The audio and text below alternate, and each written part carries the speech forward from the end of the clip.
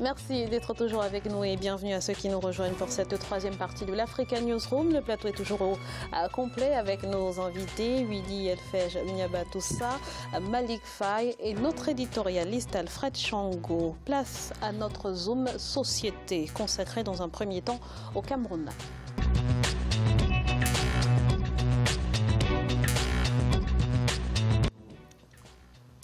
Au Cameroun, où des syndicalistes avaient l'intention d'échanger ce 16 janvier 2018 avec des journalistes sur les nouvelles réformes dans la formation des candidats à l'examen du permis de conduire. Mais cela ne s'est pas fait en raison d'un mouvement d'humeur des directeurs d'auto-école. Explication avec Viviane Baroken.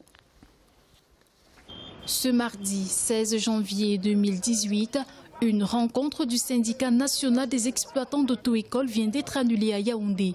Et pour cause, un mouvement d'humeur organisé par d'autres directeurs d'auto-école qui contestent un point sur la réforme du permis de conduire. Il s'agit notamment du paiement par mobile money de la somme de 5 000 francs CFA représentant les frais d'enregistrement en ligne des candidats. La décision qui a été prise par le syndicat national et les autorités n'a pas été précédée d'une note officielle et les contestataires crient à l'arnaque. Quand je vous donne la circulaire du ministre délégué des Transports qui ne parle dans aucun point du paiement de cette inscription en ligne, comment voulez-vous que nous payons? Un pays qui engage les Camerounais dans une taxe devrait donc sortir un arrêté, non? Les gens ne peuvent pas s'organiser dans leur chambre pour organiser une histoire d'arnaque, une histoire de vol, une histoire de filouterie contre le peuple camerounais. Nous disons non. Les autorités en charge des transports et le syndicat national qui se sont saisis de la situation ont vite fait de rétablir la vérité. Pour ces derniers, la somme exigée et qui devrait prendre en compte certaines charges du concessionnaire est une décision de l'État. Fut-elle verbale, les auto-écoles ne doivent pas la contester selon eux. Les vies humaines n'ont pas de prix. Quel qu'en soit le prix, nous mettons l'assainissement devant. L'inscription en ligne est une mesure gouvernementale et elle est irréversible. Et le partenaire qui est le nôtre, l'auto-école, ne doit pas se poser la question de savoir où vont les 5 000 francs. Le ministre a demandé qu'on mette à leur disposition le cahier des charges avec le concessionnaire pour qu'ils voient qu'est-ce qu'ils payent. Cette prestation, tout ça, informatique, ainsi de suite, la somme de ces services-là et voir ce que ça coûte. En août 2017, le ministre en charge des Transports avait mis en place un ensemble de réformes dans la procédure d'obtention du permis de conduire. Objectif, lutter contre les faux permis et limiter les accidents de la circulation qui sont dus à 70% par les causes humaines. Alors, tout d'abord, Monsieur Niabatoussa, l'inscription en ligne dans les auto-écoles est effective depuis le 1er janvier 2018 au Cameroun. Quels sont les avantages de cette mesure? Écoutez, ça ne peut que faire gagner en efficacité. Donc, on adopte des techniques liées au numérique qui permettent déjà d'avoir de meilleurs retours en termes de chiffres, en termes de comptabilisation des personnes inscrites au permis. Enfin, ça permet globalement d'avoir une grille de lecture assez claire et transparente. Maintenant, c'est vrai que cette mise en place emmène certaines réformes, comme par exemple cette fameuse taxe de 5 000 francs, qui est, il me semble, réglée par mobile money. Bon, ça soulève certaines interrogations. D'autant que si je me réfère au reportage, ce qui est reproché justement aux autorités serait peut-être un déficit d'information, parce qu'il semblerait que il n'y ait pas eu de communication en amont sur donc d'une part cette taxe et surtout l'usage qui en est fait. Après, Alors, Alfred, cette nouvelle taxe, évidemment, on l'a dit, fait polémique. La mesure, en fait, concrètement divise parce que pour certains, elle repose sur aucune base juridique. Quelle analyse faites-vous de cette situation? Mais Graziella, implicitement, le ministre l'a reconnu. Qu'il n'y a aucune base légale, justement, à cette taxe de 5 000 francs CFA.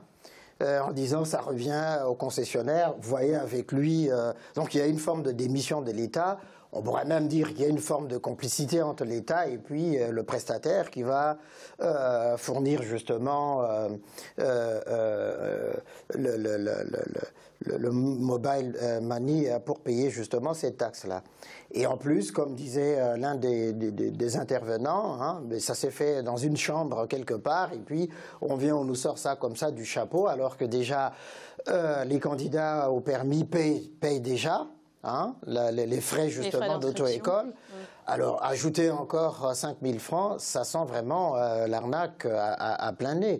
Je crois effectivement que on peut pas, j'allais dire, on peut pas créer une sorte de flou, une sorte de autour d'une mesure qui est une mesure de bon sens, c'est-à-dire, ben voilà, il y a des problèmes de circulation, il y a les accidents pour faciliter justement aussi, exactement la sécurité routière et puis protéger des vies humaines. Donc il faut passer par là.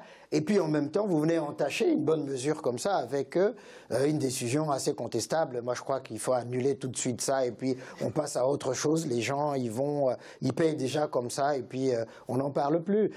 Quels sont les liens d'ailleurs du prestataire avec le gouvernement ou avec le ministre? Où va cet argent-là? Si on nous disait par exemple par transparence que ces 5 000 vont contribuer au budget des stades qu'on est en train de réaménager au Cameroun pour la CAN 2019, bon, peut-être que les gens ils se diront ah ben oui, c'est pour l'honneur du Cameroun, mais là on ne sait rien du tout, mais rien du tout. D'autant plus que c'est une somme assez conséquente. Ah, mais quand même. Au Cameroun, chaque année, environ 20 000 candidats sont recensés hein, pour le permis de conduire. Et si chacun doit verser 5 000 pour donc l'enregistrement en ligne, on se retrouve avec un total de 100 millions de francs CFA. On ne sait pas où va cet argent finalement, Monsieur Faye. Peut-être pour le moment, on va dire qu'on ne sait pas où l'argent va aller, mais ils savent pertinemment. Non, ils savent pertinemment. Et moi, cette taxe de 5 000 francs CFA, ça ne me dérange absolument pas. Parce que d'abord, il faut voir qui passe le permis en Afrique de manière générale. C'est des gens qui ont les moyens. Donc, si on a au moins les moyens, on ne doit pas être, en tout cas, dérangé par le paiement de 5 000 francs. Les gens, ils font des sacrifices. Pour trouver déjà les frais d'inscription à l'auto-école, vous ne pouvez pas leur ajouter encore? Je ne suis absolument pas d'accord sur l'histoire qu'il s'agit de sacrifice. C'est les gens qui passent le permis peuvent sortir 5 000 francs. Il faut savoir que les 5 000 francs là qu'on va payer par mobile monnaie, c'est quand même un moyen de contrôle supplémentaire. Et l'objectif de la contrôle des inscriptions, contrôle de qui a un vrai permis et un faux permis. Il me semble que c'est ça l'objectif. La sécurité, c'est d'abord la véracité des permis qui est en avant. Ce qu'on va avoir là, c'est qu'on aura plusieurs moyens de contrôle. D'abord, le dossier... Puisque déjà le ministre lui-même, il se défausse. Non, absolument pas. Le dossier... le ministre dit que c'est aux prestataires des auto-écoles et aux prestataires le prestataire, déjà, il faut le payer. Peut-être le prestataire. Alors, laissons très rapidement terminer, Monsieur Faye. Le prestataire, il faudra absolument le payer. Mais et donc, cette partie de l'argent peut effectivement servir à payer le prestataire. C'est un dossier en ligne, mais qui dit dossier en ligne, ça ne veut pas dire tout simplement absence de transparence. Si c'était un dossier normal, un dossier qu'on a envoyé par la poste, quand même, il y a des procédures, il y a des frais. Maintenant, on va aller sur Internet, ça ne veut pas dire qu'on ne doit pas avoir une taxe. Vous mettez l'accent sur le process. Le process, il n'est pas remis en cause. Comme je l'ai signalé dans mon propos initial, c'est qu'on est sur une avancée majeure, néanmoins, du fait de l'usage du numérique. Mais la question qui se pose, et dans le reportage, c'est où vont les 5 000 francs ? Et surtout, qu'on nous explique finalement le cheminement. Et il y a une phrase qui me choque dans le reportage, qui m'a frappé en mais il y a une partie qui va chez le prestataire. Alors, oui, mais sauf qu'il y a une phrase quand même qui était assez parlante, et c'est celle du ministre qui dit que de toute manière, ils n'ont pas à s'inquiéter de savoir où va l'argent. Je pense qu'il y a un problème de clarification qui se pose. Alors justement, la polémique vient du fait que ce n'est mentionné nulle part dans les textes, notamment, Monsieur Faye. On cherche des recettes. Certainement. Le ministère cherche des recettes. S'ils les cherchent, c'est qu'ils ont déjà engagé des frais. En un certain moment, on ne peut pas du tout. On ne peut pas. Non, on ne peut pas se lever. Puisqu'on confie la tâche à un prestataire privé. Mais là, il faut savoir d'abord, est-ce qu'il y a eu une adjudication publique de marché Chaque sanction doit être justifiée. Est-ce qu'il y a eu justement appel d'offres? En un certain moment, on ne peut pas tout justifier. On ne peut pas tout justifier. Il faut quand même donner la chance au ministre de se dire. Attends, le ministre aurait pu dire il y a un cahier de charges qui est fait. Il y a un appel d'offres qu'il y ait plusieurs prestataires qui se présentent et puis on va choisir le meilleur. Mais on n'est plus là, on n'est plus là. La preuve, il y a un prestataire. C'est pourquoi le ministre, il dit, oui, écoutez, il s'en fiche complètement, il faut que ça ait été décidé, que ça se fasse comme ça. C'est là où le bas blesse, de mon point de vue. Et d'ailleurs, c'était prévu que ce soit l'inscription gratuite. Donc, pourquoi est-ce qu'on est passé de la gratuité? Vous savez ce qui devrait vous gêner, c'est le fait que ce sont les hôtels mêmes qui vont vous dire non, on n'est pas d'accord. Ah non, pas du tout. Ça pose problème. Ce n'est plus les usagers, les gens qui vont payer le permis, mais les gens des autres écoles. Mais pas du tout. Quand même. Mais pas du tout. Il faut se poser la question. Pourquoi ils ne veulent pas payer? Non, mais c'est 5 000 francs, c'est rien du tout. Ah non. Donc ils ne veulent pas être contrôlés. C'est aussi simple. Là, vous allez vite en besogne. Vous allez vite en besogne parce que déjà, je pense qu'on ne dispose pas de chiffres en ce qui concerne les tendances de consommation, qui va à l'auto-école ou pas. Donc à ce niveau-là, je ne vais pas m'avancer de peur de faire une bêtise. Par contre, je reviens juste sur 2 points. Le premier, c'est que nous sommes d'accord sur le process. Ça, il n'est pas remis en cause.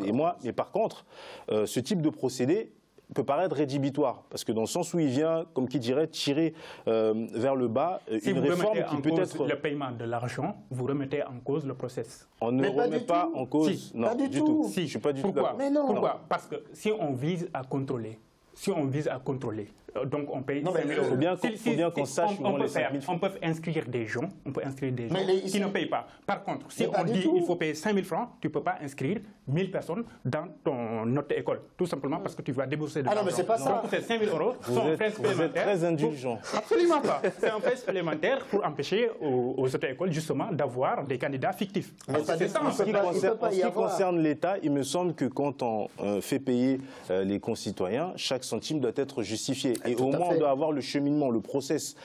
À ce niveau-là, il y a un déficit. C'est 100 millions. Le justificatif peut se faire. Mais non, mais pourquoi alors, dans ce cas-là, pourquoi confier ces tâches-là à un prestataire privé? Pourquoi l'État lui-même ne se charge pas, par exemple, le service, le trésor public, les impôts, pour dire, ben voilà, comme ça se passe un peu partout ici, vous allez payer le timbre fiscal, et puis voilà, ça vous permet d'aller passer votre permis de conduire. Pourquoi on ne fait pas ça?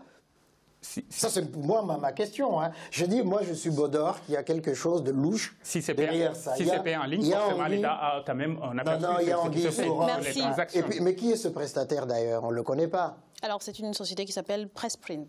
Ah oui?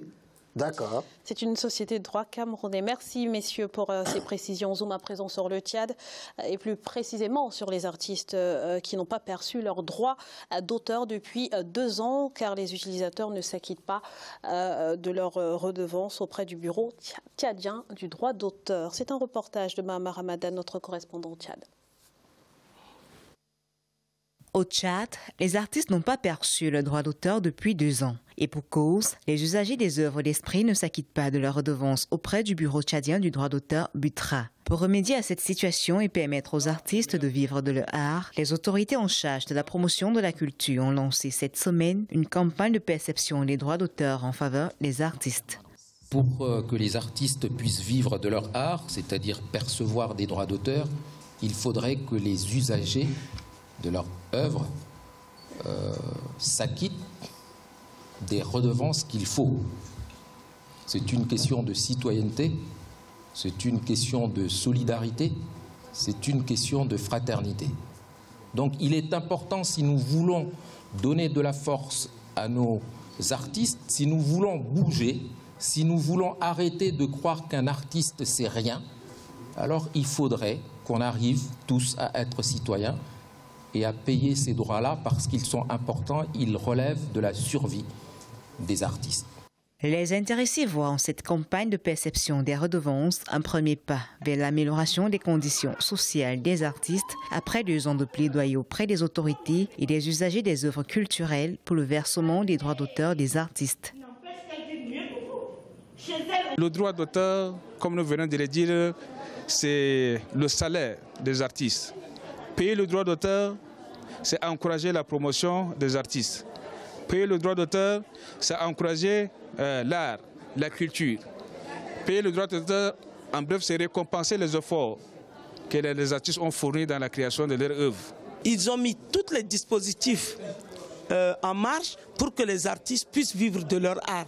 Et pour moi, c'est un réel plaisir parce que j'ai beaucoup lutté en tant qu'artiste pour que l'artiste vive de son art et qu'il puisse avoir ses droits. Donc ce premier lancement officiel de perception des redevances des droits d'auteur est pour moi une fierté et une date historique. Pour rappel, le Bureau tchadien du droit d'auteur est un établissement public créé en 2003 pour gérer les questions concernant la promotion et l'exploitation des œuvres artistiques, littéraires ou scientifiques, ainsi que la protection des droits de leurs auteurs. Alors, Monsieur Faye, seuls 40% des radios et télévisions africaines paient leurs droits d'auteur. Pourquoi le droit d'auteur est autant bafoué sur le continent et pas seulement au Tchad? C'est déjà très très bas.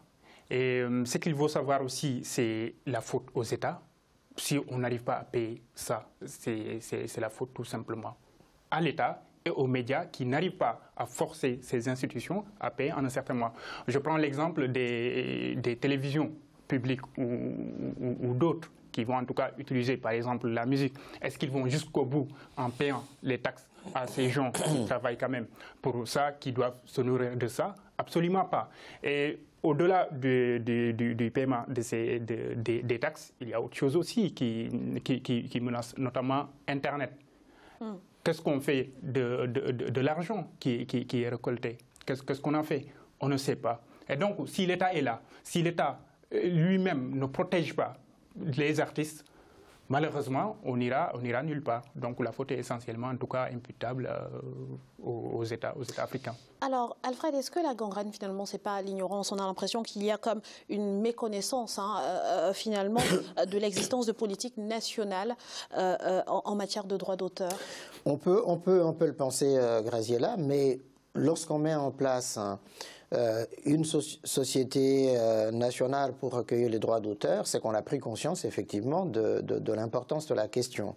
Simplement, il ne suffit pas de créer une structure, mais encore faut-il lui donner les moyens justement d'agir, c'est-à-dire d'être capable d'aller devant les télévisions, les radios, etc., tous ceux qui diffusent soit les œuvres d'art, les œuvres culturelles, pour qu'ils s'acquittent de leurs taxes. Ça signifie qu'il faut qu'il y ait une législation qui sanctionne quand les diffuseurs ne respectent pas ce droit-là. Sur Internet, effectivement, là, c'est un vrai casse-tête, j'allais dire chinois, mais africain, pour le coup, puisque nous parlons de l'Afrique, pour arriver justement à faire que... Ici, en France, on avait adopté Adopi, parce qu'à un certain moment... au fond, les artistes perdaient quand même beaucoup de leurs droits sur Internet. Tous les gens pouvaient télécharger les musiques et tout ça. Et puis en Afrique, le piratage existe beaucoup. Et donc, il faut justement mettre comme ça une législation spécifique qui permette, à ces sociétés-là des droits d'auteur de pouvoir contraindre les utilisateurs, les chaînes, etc., à s'acquitter de cette redevance-là. Et en même temps, qu'il y ait quand même une communication entre cette structure et les artistes, puisque ça ne se fait pas.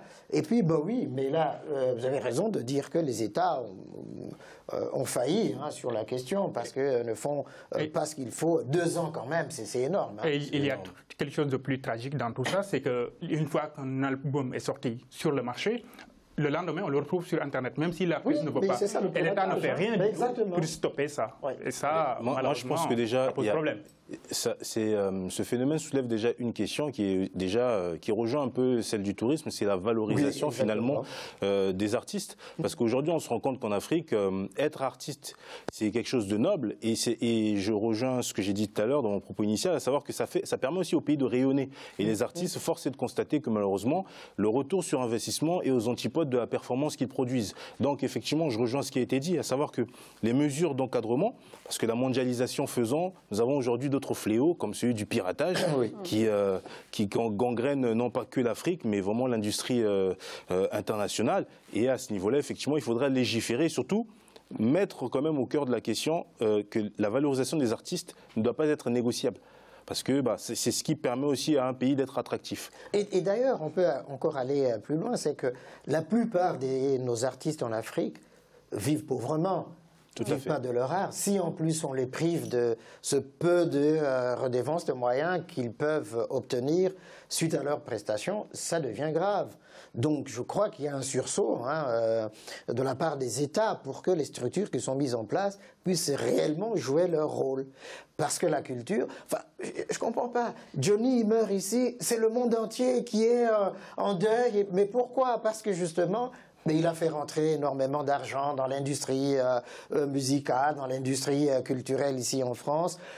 Certains pleuraient parce que il est parti, donc on va perdre beaucoup d'argent, encore que les œuvres demeurent. Et on l'a vu d'ailleurs remonter le chiffre de vente de ces albums et de ces choses-là post-mortem. Chez nous, en Afrique, ça n'existe pas, malheureusement. Merci Alfred pour toutes ces précisions. Cette émission.